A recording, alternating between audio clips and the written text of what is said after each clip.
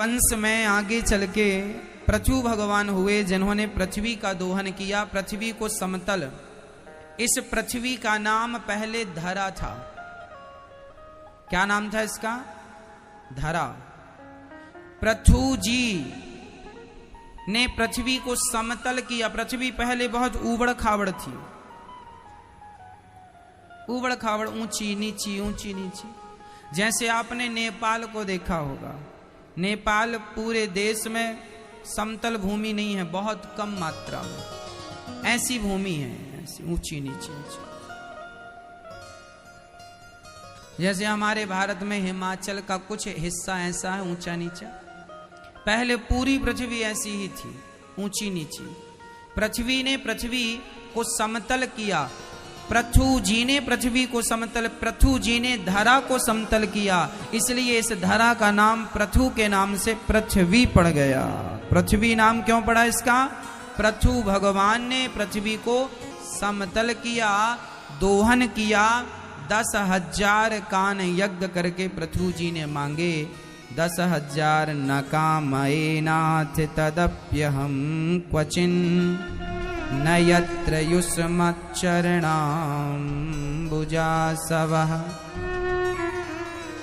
हमें 10,000 कान इसलिए दीजिए कि हम इन कानों से भगवान की कथाएं श्रवण करते रहें। कान क्यों चाहिए आपको 10,000? बोले 2 कानों से भगवान की कथा हम ठीक ठीक सुन नहीं पाते। हमें 10,000 कान चाहिए। काहे के लिए? कथा सुनने के लिए। अच्छा, आप लोगों को यदि बाजार में कान बिकने लग जाएं तो आप लोग खरीद के लगाएंगे कि नहीं? हमारी माताएं तो अपने सास की साड़ी में चिपका देंगी एक कान। सास क्या कहती है पूरा सुनाई पड़े। कान मैया जी बुराई सुनने के लिए नहीं है। जिनके कान केवल बुराई सुनते हैं, निंदा सुनते हैं, उनके कान चूहे के बिल की तरह है। केवल उनके कान कैसे हैं? केवल चूहे के बिल की तरह। इसलिए कान कथा के लिए हो, ना कि निंदा और चुगली के लिए। हमें क्या करना? पड़ोसी की निंदा हम क्यों करें? और हम सुने भी क्यों? हम सुन के भी पाप क्यों ला दें? सुनना भी पाप है, बुराई करना तो पाप है, सुनना इसलिए ना सुनो ना करो।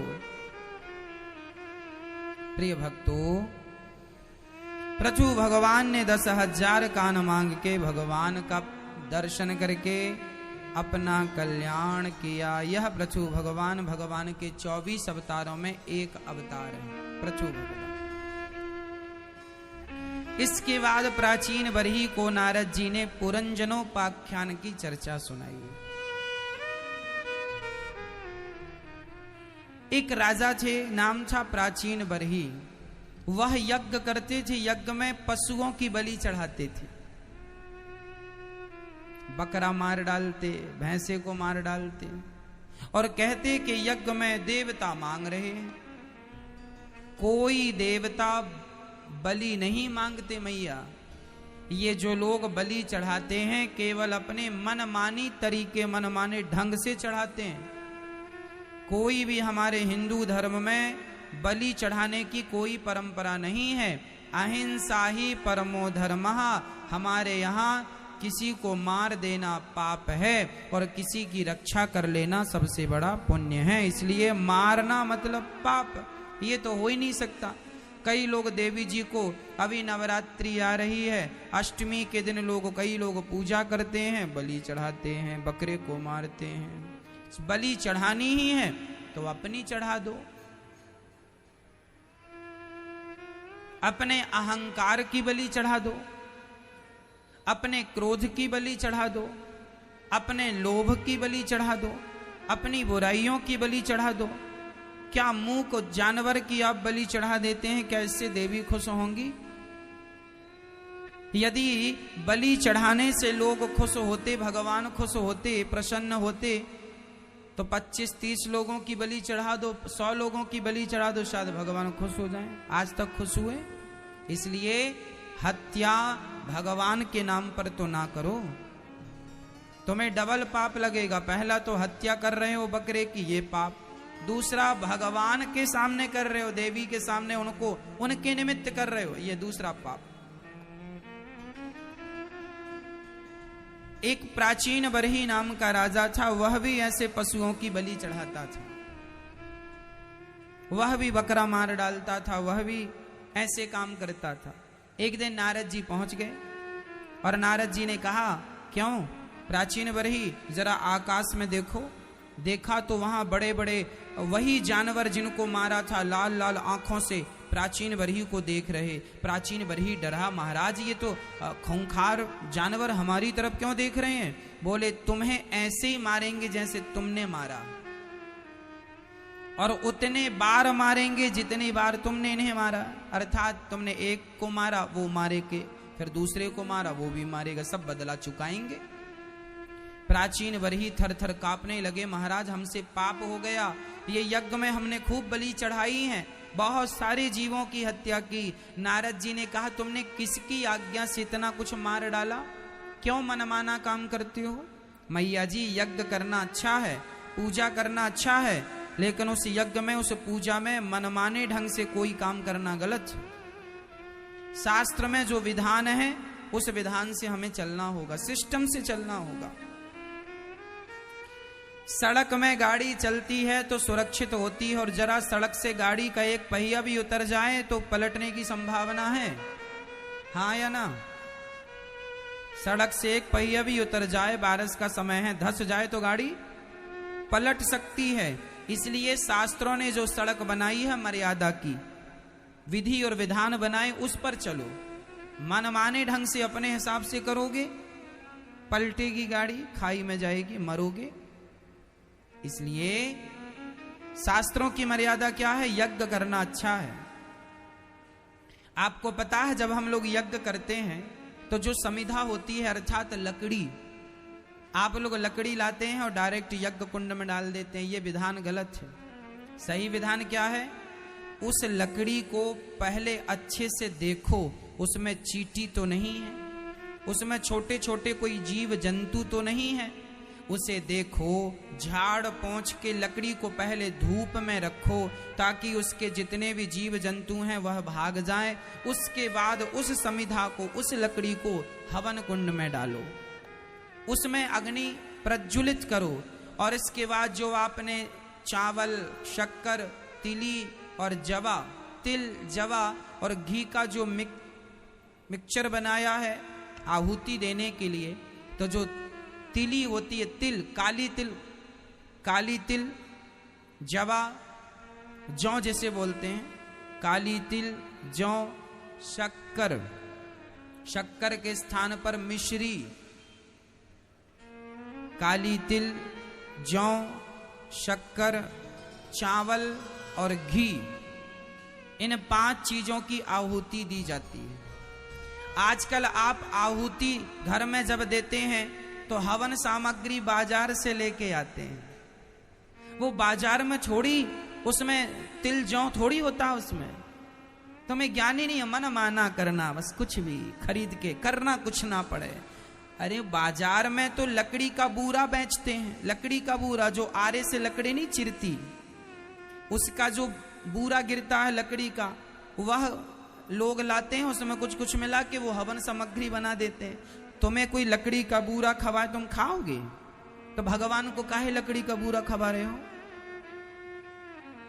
हवन काहे का होता है? भगवान, हवन होता है घी और शक्कर का। घी शक्कर में आप तिल, जौ, चावल मिला सकते हैं, ये खाने के पदार्थ हैं, चावल खाने की चीज है, हाँ या ना? जब हम चावल खाते हैं तो हमारे भगवान भी, हवन करने का अग्नि क्या है बताओ? अग्नि क्या है? अग्नि क्या है?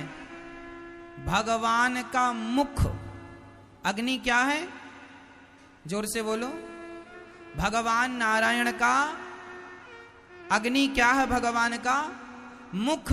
उस मुख में आप हवन सामग्री डाल रहे हैं, चावल, घी, शक्कर, तो भगवान आपके हाथ से वो चीज हवन कर रहे हैं, तो भाव ये बना के हवन करो कि हम भगवान को खिला रहे हैं, ये भाव है। ये नहीं कि बाजार का बूरा लाके स्वाहा स्वाहा स्वाहा स्वाहा स्वाहा, बलाए न टारो, या तो करो मत, करो तो फिर अच्छे से करो, या मत करो हवन। हम कहा, हम कहते हैं तुम सीताराम सीताराम जपो, हवन करने का पुण्य तुम्हें सीताराम सीताराम जपने से मिल जाएगा, पर हवन करो तो 5 चीजों का, आज ये चीजें सबको जाननी चाहिए। लोगों को यही नॉलेज नहीं है कि हवन सामग्री में क्या क्या होता, क्या कितनी चीजें होती हैं हवन सामग्री में, कौन कौन सी? तिल, काली तिल। तो जो तिल होती है ना, उसे पहले धुलना चाहिए, धुलकर सुखाना चाहिए। जवे होते हैं जौ, उसे धुलो, उसे सुखाओ। चावल को साफ करो, और फिर साफ करके इनमें चींटी तो नहीं है, छोटे छोटे जीव जंतु तो नहीं है, साफ करके फिर घी, हवन में जब हम घी, अच्छा घी कितनी मात्रा में होना चाहिए? हाँ, कितनी मात्रा? इसकी भी मात्रा है। सबसे ज्यादा क्या? तिल, तिल से आधा जौ, जौ से आधा चावल, फिर शक्कर, फिर घी कितना? घी इतना कि उसमें जो हम आहुति ले रहे हैं उससे घी नीचे चिचवाता रहे, घी की मात्रा ज्यादा। और आजकल घी होता ही नहीं है, डालते ही नहीं, कंजूस आदमी। 100 आहुतियां ना दो से स्वाहा, ऐसे नहीं पूरा वाह वाह। माला भी ऐसे जपते हैं। ये 2 उंगली माला को पकड़ती है, अंगुष्ठा अनामिका माला को पकड़ती है, मध्यमा माला को घुमाती है। श्रीमन्नारायण श्रीमन्नारायण श्रीमन्नारायण श्रीमन्नारायण श्रीमन्नारायण श्रीमन्नारायण श्रीमन्नारायण श्रीमन्नारायण, ऐसे माला जपना है। बीच की उंगली माला को घुमाती है। ये माला जपने का, कई लोग ऐसे माला पकड़ के ऐसे घुमाते हैं। अरे भाई, तौर तरीके सीख लो ना, कोई कठिन थोड़ी है ऐसे, ये गलत है। ऐसे विधान से, ठीक है, हृदय से लगाकर माला, ये उंगली बाहर, ये उंगली भी हट दूर रहेगी, ये वाली, ये ऐसे है? हाँ। तो आज के बाद जब घर में कोई छोटा मोटा हवन करना हो तो हवन सामग्री बाहर से नहीं लाएंगे। आप लोग घर का बना हुआ भोजन पसंद करते हैं कि होटल का? बोलो, घर का भोजन अच्छा होता है कि बाहर का? घर का भोजन जब आपको अच्छा लगता है तो भगवान को फिर होटल से काहे बुलवा के खवाते हो? ये तो कंपनियों में बनी हवन सामग्री, वो भी वैसे ही है जैसे होटल का भोजन है, बूरा लकड़ी का। घर में बनाओ भगवान के लिए, बढ़िया तिल सुखाओ, जौ सुखाओ, घी बढ़िया देसी, जो आपने अपने हाथ से, घी भी बाजार के घी से हवन नहीं करना चाहिए। भगवान के लिए पहले दूध जमाओ, दही बनाओ, या मलाई निकाल के उसका कैसे भी घी बनाओ हवन के लिए। मैं कह चुका हूं, तुम 5 आहुति ना डालना, 2 आहुति 3 आहुति ही डालना, पर काम शुद्ध होना चाहिए, है ना। भगवान को 1 दर्जन केला ना चढ़ाओ, 1 ही चढ़ाओ, अच्छा चढ़ाओ। इतना बड़ा कपड़ा ना दो भगवान को, छोटा सा रुमाल ही दो, पर अच्छा दो। कई लोग भगवान के लिए, एक मैया गई बाजार, भैया जरा केला देना। कैसा केला चाहिए भैया? 10 रुपए दर्जन भी है, 15 रुपए दर्जन भी है, कौन सा चाहिए भैया? पूजा हो रही है घर में, सत्यनारायण भगवान की कथा हो रही है, तो कोई 7 रुपए दर्जन वाला नहीं है? अब उसकी दुकान में जो उसने बिल्कुल फेंकने के लिए रखे थे, बिल्कुल काले केला, काले पड़ गए थे, ऐसे टूट रहे थे ऐसे। मैया ये वाले हैं 7 रुपए दर्जन। अच्छा भैया हमें खाना तो है नहीं, भगवान को भोग ला। 7 रुपए दर्जन वाले केला, 12 केला लेके मैया आई। अब केला रखा सत्यनारायण भगवान की कथा में वहां, और उसी में अगरबत्ती खोस दी। और वो केला भी बेचारा इतना बूढ़ा हो चुका था कि अगरबत्ती का वजन भी ना सह सका, अगरबत्ती भी धड़ाम से गिर पड़ी। और जब अगरबत्ती गिरी तो उस कपड़े में गिरी जिस कपड़े में भगवान जी बैठे थे, तो वो कपड़ा और जलने लगा। इतना बूढ़ा केला काहे लाते हो? कौन बोला था कि 12 ठो केला लाना? एक ही लाते, एक ही लाते ना। हम ये ना सोचें कि ये पूजा के लिए, अरे भाई ये सोचो कि हम जो खाते हैं हमें उससे अच्छी चीज भगवान को खिलानी। ये भगवान की पूजा है, ये भगवान ग्रहण कर रहे हैं, इसलिए भगवान के लिए वस्तु सामान अच्छे से अच्छा होना चाहिए, अच्छे से अच्छा होना चाहिए, बुरा नहीं होना चाहिए। हमारी श्रद्धा अच्छी हो और हम ये ना सोचें कि अरे ये सब सामान तो पंडित जी अभी समेट के ले जाएंगे। तुम्हारी नियत है तो तुम ही रख लो समेट के। हाँ, अरे भाई आपने वो चीज भगवान को अर्पण कर दी है ना, अच्छी अर्पण की या बुरी अर्पण की, आपने अर्पण, इसलिए भगवान को खिलाओ, दो अच्छी चीज दो। ये दास अनिरुद्ध जो करता है अच्छा काम करता है, अच्छी सलाह दूंगा, बुरी नहीं। यहां देखो अन्य क्षेत्र चलता है, आपने अपनी आंखों से देखा होगा, नहीं तो कल गौर कर लेना। यहां अन्य क्षेत्र चलता है सवेरे, और आप सबके लिए भी अन्य क्षेत्र चलता है, गौरी गोपाल जी की रसोई। उस रसोई में आपने जो चावल देखे होंगे, भारत में सबसे अच्छा चावल कौन सा होता है? बासमती का चावल। वह बासमती का चावल यहाँ आप सभी के लिए, और यहाँ संत जो हजारों की संख्या में रोज आते हैं, उन सबके लिए बासमती का चावल। ये मेरी श्रद्धा क्यों है? क्योंकि मैं आपको और उन संतों को भगवान के रूप में देखता हूं कि भगवान ही आपके रूप में खाने आएंगे, तो भगवान को खिला रहे हैं तो अच्छे से अच्छा, अच्छे से अच्छा। हम भी चाहें तो कम पैसों का चावल यूज कर सकते हैं, कौन रोकेगा, कौन कहेगा? लेकिन हम ये मानते हैं कि आपके रूप में इस द्वार पर स्वयं भगवान आते हैं। आप नहीं हो मैया, आपके अंदर से भगवान निकल जाएंगे तो अभी आप माटी हो जाओगे। जब आत्मा निकल जाती है, लोग कहते हैं मिट्टी जा रही है। आप और हम भले अपने आप को कुछ मान लें, पर हमारे अंदर से जिस दिन परमात्मा निकल जाएगा, उस दिन लोग कहेंगे माटी जा रही है। क्या जा रही है? मिट्टी जा रही है। मुर्दे को क्या बोला जाता है? तुम आदमी, तुम इंसान, तुम स्त्री, तुम पुरुष तब तक हो जब तक तुम्हारे भीतर ईश्वर समाया हुआ है। हाँ या ना?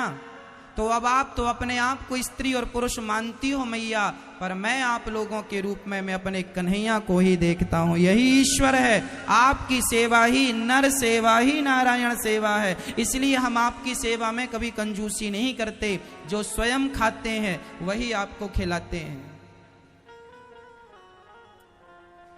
सारे संत वही खाते हैं। आप सबके लिए, हमारे अपने कोई भेद नहीं है। जो हम भगवान के लिए करें वो सबसे अच्छा हो। दान में यहां पर लोग चावल देकर जाते हैं। कई लोग आते हैं दान में चावल दे के चले जाते हैं।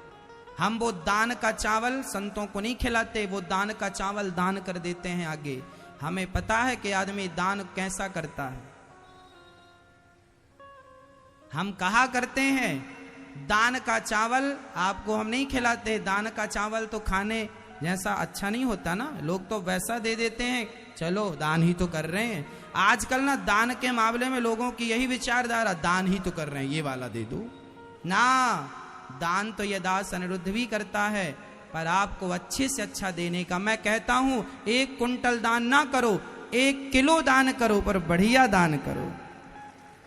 1 कुंटल कौन मांग रहा है? 1 कुंटल ना दो ना, 1 किलो दो।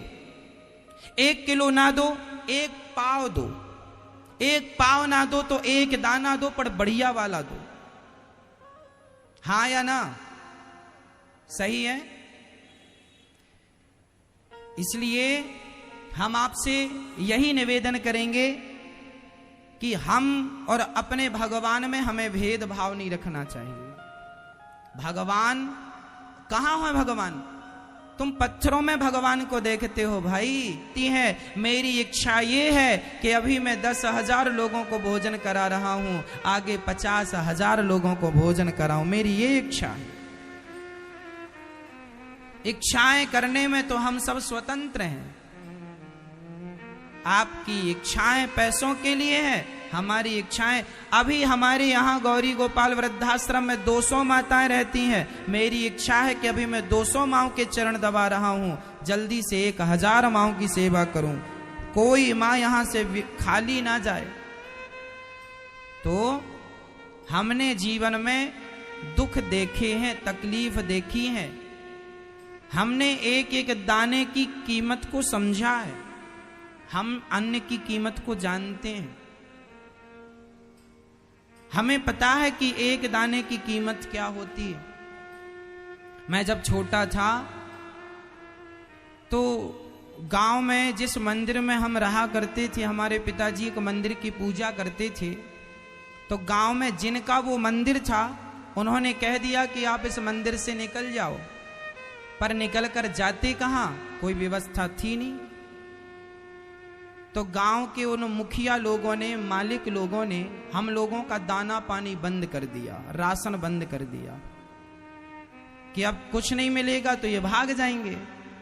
पर भगवान की पूजा करते थे, पुजारी थे हमारे पिताजी मंदिर में, राम जी का मंदिर था, पूजा करते थे, पूजा करते थे। उनने राशन पानी सारा बंद कर दिया। और दूसरी, हम लोगों की आय का कोई जरिया नहीं था। मंदिर की जो तनख्वाह वो देते थे, उसी से पूजा भगवान का भोग लगता था, उसी से पेट चलता था। उन्होंने वो भी बंद कर दिया। लगभग 2 साल तक उन्होंने बंद रखा।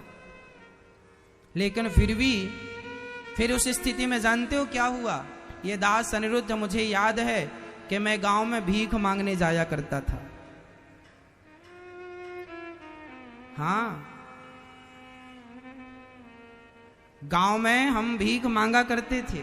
सीधा बोलते ना, सीधा, लोग सीधा ला के दिया करते थे। कई घरों में जाते थे ना तो वो देखते थे, अरे पंडित जी आ गए, कई लोग बहाना बना देते थे, हम काम पे लगे हैं, बाद में आना। हम तुरंत वापस हो जाते थे। और वो बोलते थे लौट के आना, हम लौट के कभी नहीं जाते थे। आए हैं आप, देना चाहें दीजिए, मर्जी आपकी। लोग नमक देते थे, लोग दाल देते थे, लोग आटा देते थे, थोड़ा सा आटा, थोड़ा सा चावल, थोड़ी सी दाल। जब गांव भर में मांगते थे तब 15 दिन खाने का, 20 दिन खाने का, 1 महीने खाने का जुगाड़ होता था। वो दिन हमने देखे हैं। तब वो हमें याद है पल जब हम भीख मांगा करते थे गांव में।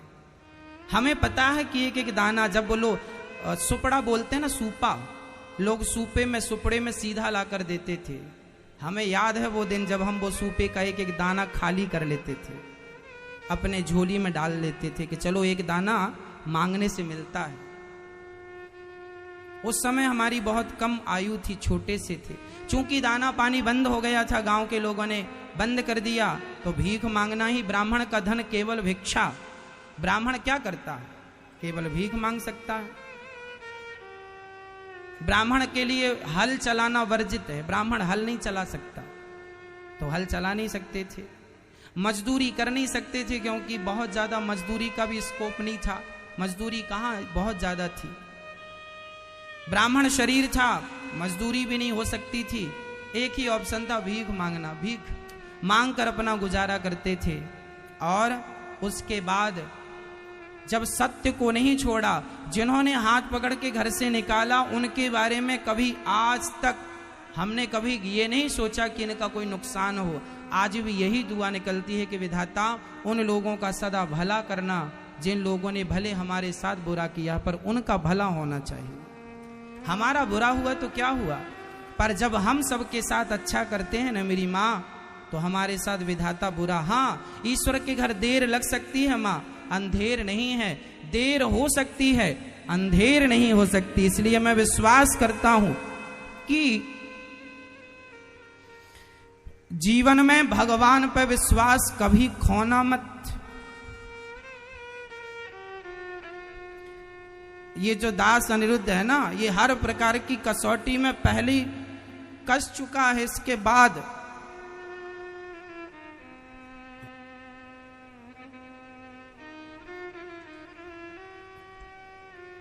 विधाता ने मुझे यहां बिठाया है आपके लिए। जब मैं भीख मांगता था तब मैंने सपना देखा था। एक बार हमारे यहां 4 संत आए, मैं छोटा ही था, घर में माँ अकेली थी, पिताजी नहीं थे। वो 4 संत आए, हमने माँ से कहा कि घर में कुछ साधु लोग आए हैं, वो कह रहे हैं कि भूख लगी है। उस समय हमारे यहाँ खाने का नहीं था कुछ। तब हमें याद है कि माँ ने कहा जल्दी से जाओ पड़ोस के घर से आटा लेके आ जाओ।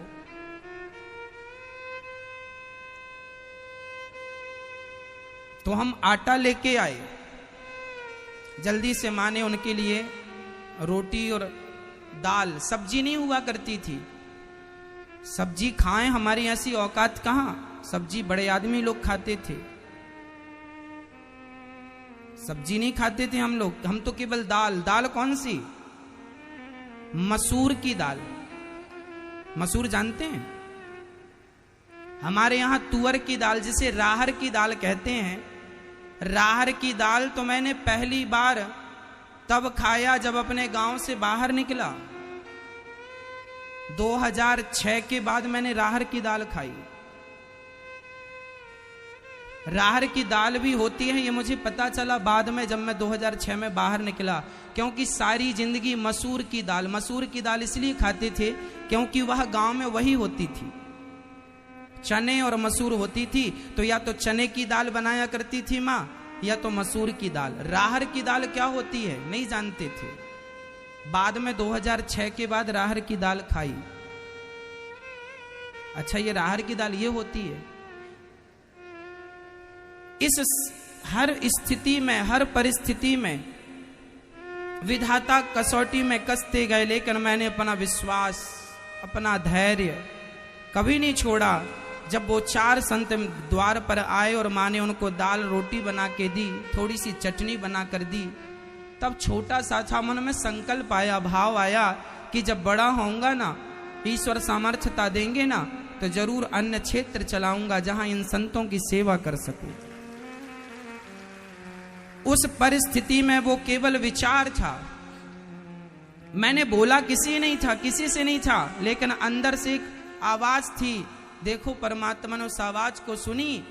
और इन बातों को अभी बहुत ज्यादा नहीं है मेरी माँ, अभी 2021 चल रहा है और मैं 2006 की बात कर रहा हूं, जब मैं पहली बार वृंदावन पढ़ने के लिए आया। बहुत दूरी नहीं है, अभी वो दिन बहुत दूर नहीं हुए हैं।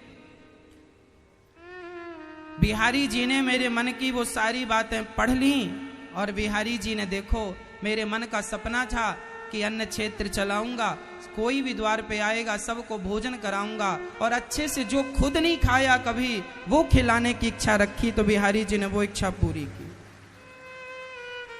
जो मैंने कभी नहीं खाया वो मैं आपको खिलाने की कोशिश करता हूं। मैंने जलेबी तो सुनी थी, वृंदावन आके इमरती पहली बार सुनी कि इमरती भी कुछ खाने की चीज होती है। बहुत कुछ, केवल सारी जिंदगी दाल रोटी और चावल इसी से गुजर रहा था। खाने की इतनी सारी चीजें होती हैं।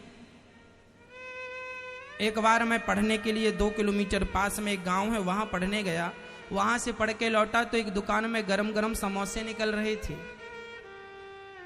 उस समय मेरे एक समोसा 1.5 रुपए का आता था और मेरे पास केवल 1 रुपए था। मैंने कहा भाई 1 रुपए का दोगे? मैं उसकी दुकान पर बैठा था, उसने हाथ पकड़ के दुकान से बाहर कर दिया। ये बहुत पुराने दिन नहीं है। आप लोगों ने पता, भगवान करे आपके जीवन में ये कोई दिन ना आए, लेकिन मुझे अब पता चल रहा है कि बिहारी जी ने ये सारे दिन इसलिए दिखाए क्योंकि बिहारी जी को यहां बिठा के आप तक पहुंचाना था। जीवन में कुछ भी बाकी ना रह जाए, इसलिए बिहारी जी ने 0 से शुरू किया। और आज मैं केवल यही भाव रखता हूं कि बस मैं आपकी सेवा करूं, आपको अच्छे से अच्छा खिलाऊं, क्योंकि मेरी मां, मैं जान गया हूं, ये समझ गया हूं कि इस जीवन में वही अपना है जो हम यहां दे करके जाते हैं। जो हम दे देते हैं, भलाई करते हैं, पुण्य करते हैं, वो हमारा असली धन है। बाकी हम करोड़ों की संपत्ति बना भी ले तो वह माटी है, कोई काम की नहीं। भूखे को भोजन दे दो, प्यासे को पानी दे दो, किसी का सहारा बन जाओ, किसी का आशीर्वाद ले लो, यही धन है। जाना तो सबको है, कोई बद्दुआएं लेके मरता है, कोई दुआएं लेके मरता है। तो आओ हम दुआएं लेके जाएं, कुछ ऐसा करें कि हमारे संग हमारी दुआएं, माओ की दुआएं, जरूरतमंदों की दुआएं हमारे साथ चलें। हमारे साथ क्या चलनी चाहिए? दुआ।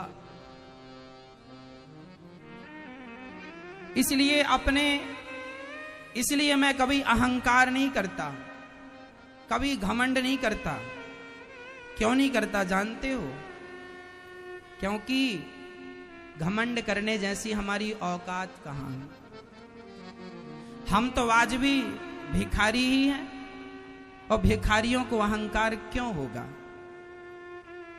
इस समाज में, इस संसार में सबसे छोटा किसे माना जाता है? भिखारी को।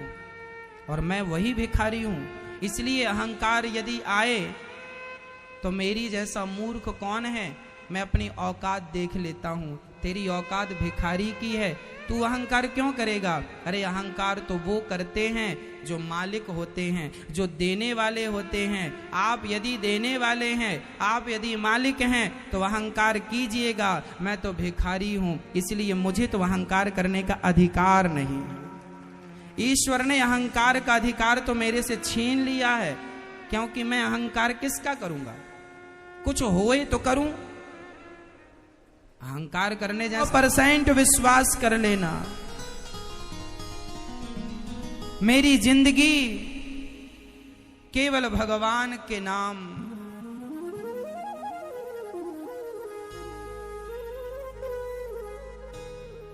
केवल भगवान के नाम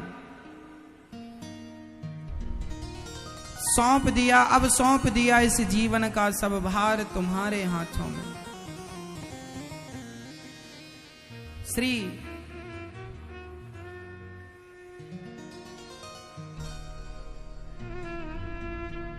प्राचीन वरही ने बहुत सारे यज्ञ किए, पशुओं की खूब बलि चढ़ाई। शास्त्रों में कहीं भी हिंसा का कोई प्रमाण नहीं है, इसलिए हिंसा नहीं करनी चाहिए, अर्थात जीवों को मारना नहीं करना चाहिए। एक बार नारद जी कहते हैं, एक पुरंजन और एक पुरंजनी थी, एक स्त्री और एक पुरुष, दोनों एक दूसरे पे बड़े आसक्त थे। एक दिन पुरंजनी जाने लगी तो पुरंजन भी उसके साथ जाने लगा। पुरंजनी खाने लगी तो पुरंजन भी खाने लगा। पुरंजनी नाचने लगी, पुरंजन भी नाचने। जो जो पुरंजनी करे वही वही पुरंजन करे। अंत में पुरंजन अपनी पुरंजनी पर इतना आसक्त हुआ कि पुरंजन के सामने मौत आकर खड़ी हो गई और पुरंजन मर गया। किसका चिंतन करते मरा? अपनी स्त्री का। और अगले जन्म में वह स्त्री बन के आ गया। आप और हम पुरंजन ना बने। पुरंजन कौन? हम सभी। सभी लोग आ सकते हैं, कोई अपनी पत्नी में, कोई अपने पुत्र में, कोई अपने पैसे में। ये जो आसक्ति है ये केवल माया है ईश्वर की तुम्हें लिपटाई है।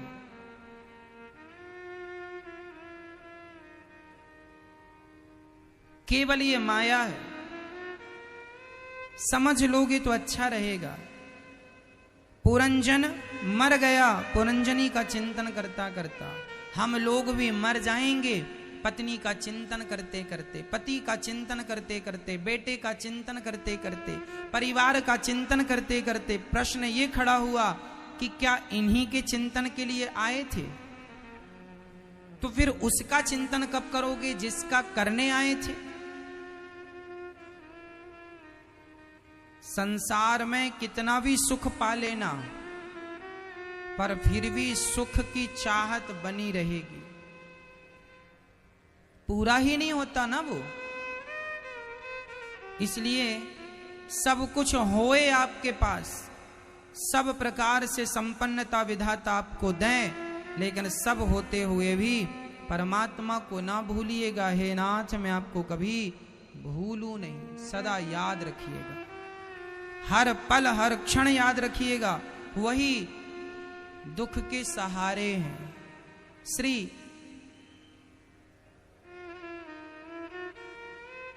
भगवान ने आकर पुरंजन को अपने अविज्ञात भगवान ले गए। अर्थात इस कथा से यही प्रेरणा मिली कि हमें आसक्त नहीं होना किसी पर। यही घटना भरत जी के साथ घटी।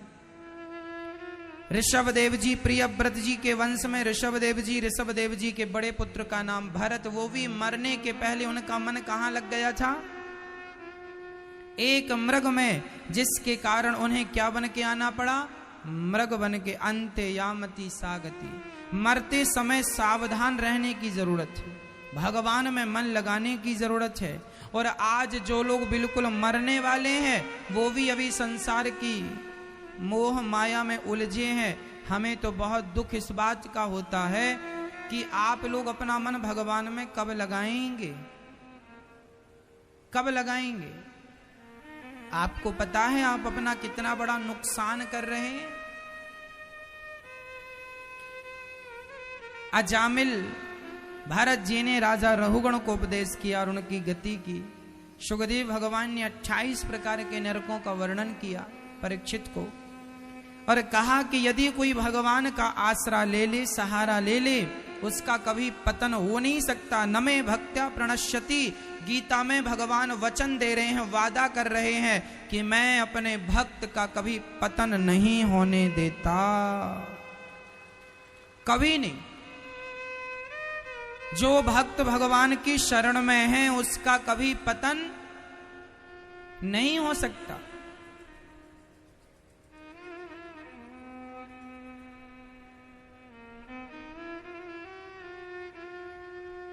अजामिल जैसा एक पापी मरने के पहले सिर्फ उसके मुंह से एक बार नारायण निकल आया, ओनली एक बार।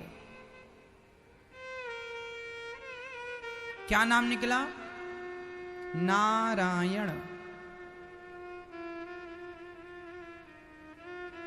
नारायण का नाम निकला है। और जब नारायण पुकारा, दूरे क्रीडन का सक्तम पुत्रम नारायणा वयम प्लावितेन स्वरेणोच्चै राजू हावा जितेंद्रिया। अजामिल के लिए विमान आया, पार्षद गण यमदूतों से कहते हैं चलो हट जाओ यहां से। यमदूतों ने कहा भाई साहब क्यों? ये हमारा भक्त है, भगवान ने इसे बुलाया है। अच्छा, ये तो बहुत बड़ा पापी है, सारी जिंदगी इसने पाप किया है। कोई बात नहीं, इसने सारी जिंदगी पाप किया तो क्या हुआ, मरते समय इसके मुंह से भगवान का नाम निकला। अच्छा, भगवान का नाम निकला? हाँ, खूब नाम गाया इसने मरते समय, नारायण बेटा बचाओ, नारायण बेटा बचाओ। तो यमदूतों ने कहा नारायण का नाम लेने से कोई नरक नहीं जाएगा ना, चलो भागो तुम लोग यहां से। यमदूतों को वहां से भगाया और पार्षदगण अजामिल से कहते हैं, अजामिल देख तू नरक जाने वाला था, तेरे मुंह से धोखे से तेरे बेटे का नाम निकला। चूंकि बेटे का नाम नारायण था, भगवान का नाम कोई नाम जान कर ले, उल्टा उल्टा नाम जपत जग जाना। कोई जहर जान कर पिए या अनजाने धोखे से पिए, उसको जहर मारता है। आग में हाथ जान कर डालो या धोखे से आग जलाती है। उसी तरह भगवान का नाम कोई जान कर ले या अनजाने में ले, भगवान का नाम तो व्यक्ति का कल्याण करता है, केवल कल्याण करता है, केवल कल्याण। प्रिय भक्तों, श्री अजामिल 88 वर्ष के हो गए थे। 12 साल और जिंदा रहकर भगवान का खूब भजन किया। अब अजामिल को जिंदगी वापस मिली, 12 साल का समय मिला। चलो अब 12 साल में उन्होंने अपनी पत्नी से, अपने पुत्र से मन पूरा हटाया और समझ लिया इनमें मन लगेगा नरक जाऊंगा, नारायण नारायण श्रीमन नारायण श्रीमन नारायण। 12 साल तक गंगा के तट पर अजामिल ने खूब नाम जपा। आप लोग भी जो बूढ़े से बूढ़े हो गए हैं, आप लोग भी जरा देखो कि आपकी आयु अब कितनी बची है, कितनी बची है। बाल पक गए, आपका 60 साल की आयु पूरी होगी, अब बची कितनी है। दांत गिर गए पूरे, बूढ़ापा आ गया, अब आयु कितनी बची है। गई बहुत थोड़ी रही नारायण अवचेत, काल चिरैया चुग रही निस दिन आयु खेत। बहुत चली गई मैया, यहां कोई नहीं रहेगा। राजे राजे रहे ना बुरानी रहे, ना बुढ़ापा रहा ना जवानी रहे। वस्तु ऐसे ही भगवान के एक भक्त हुए हैं वृत्तासुर। इंद्र के हाथों उनकी मृत्यु हुई है। वो थे तो राक्षस, पर राक्षस होके भी वो भगवान की स्तुति करते थे। दासानो दासो भविदास में बोला, मैं भगवान का दास बन जाऊं। अच्छा मैया, भगवान की भक्ति करना जितना आवश्यक है भगवान के, यदि भगवान में मन नहीं लग रहा है कोई बात नहीं, उनमें मन लगा दो जिनका मन भगवान में लगा हुआ है, बस उनसे भी तो उद्धार हो जाएगा। इसलिए हमारे यहाँ गुरु होते हैं। हमारा मन डायरेक्ट भगवान से नहीं लगेगा, पहले गुरु में मन लगे, क्योंकि गुरु जी का मन भगवान में लगा तो इनडायरेक्ट भगवान से कांटेक्ट बना रहेगा, संपर्क बना रहेगा। इसलिए गुरु की व्यवस्था हमारे यहाँ होती है। गुरु के बिना भव सागर को पार जाना बड़ा मुश्किल है। ये दास अनिरुद्ध जब वृंदावन आया, कुछ नहीं हम जानते थे, हमारे गुरु जी ने हमें पढ़ाया, मंत्र की दीक्षा दी, सुंदर सी परंपरा से जोड़ा। जब हम गुरुजनों की सेवा करते हैं तो गुरुजनों की सेवा का प्रतिफल हमें मिलता है। बस सेवा आपसे बताऊं मेरी माँ, जीवन में जो भी करना निष्कपट भाव से कर, थोड़ा ही करना, कपट रहित होके करना। भगवान से प्रेम तुम 2% करना, उतने में काम बन जाएगा, लेकिन वह प्रेम निष्कपट भाव से, बिल्कुल निष्कपट हो। गुरु से प्रेम वह भी निष्कपट हो, कपट रहित होना चाहिए, निष्कपट, पूर्ण रूप से समर्पण।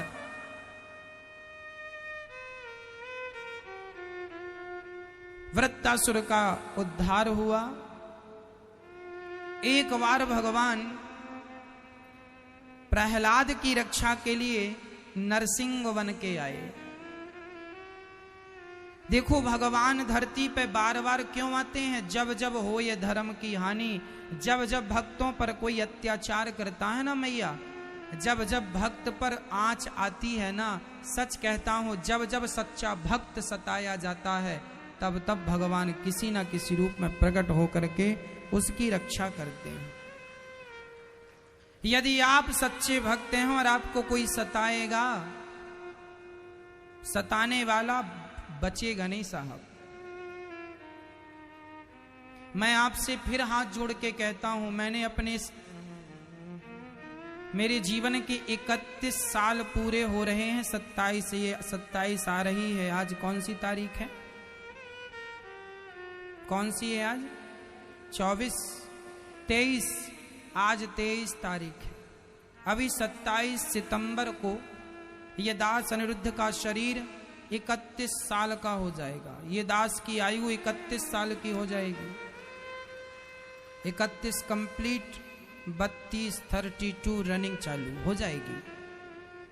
मैंने इस आयु में ये देख लिया कि जीवन में कभी भक्तों को मत सताना, क्योंकि मैंने अपनी आंखों से देखा जिस जिस व्यक्ति ने भक्तों को सताया है बचा नहीं। घटना मैं ग्रंथों से दूं या आंखों देखी दूं, एक ही बात है। आंखों देखी तो मैं आपको क्या क्या बताऊं, वो नहीं बताता, मैं शास्त्रों की बताऊं। रावण ने विभीषण को त्यागा।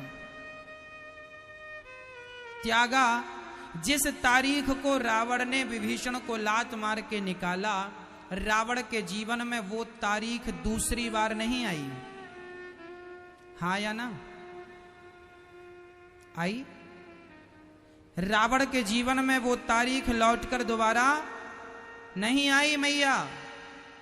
इसलिए कहा करता हूं, किसी को सताना मत, बेफिजूल किसी को मत सताना। बद्दुआएं, तलवार से किसी को काट दिया जाए तो शायद बच जाए, गोली से किसी को मार दिया जाए शायद बच जाए, पर बद्दुआएं किसी की मिल जाए तो पत्थर भी फट जाता है। बद्दुआएं ना लेना किसी की। और बद्दुआएं तब निकलती हैं जब आप किसी को जरूरत से ज्यादा सताते हैं।